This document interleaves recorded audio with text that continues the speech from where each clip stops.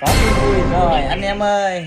Anh em ơi, có siêu phẩm trình làng với anh em rồi ha anh em ha. Đây là một cặp chim nè anh em để ý kỹ coi. Con chim trống là con chim bạch màu siêu cui ha anh em ha. Nhìn xa xa là anh em biết con chim mái là chim gì rồi đúng không anh em?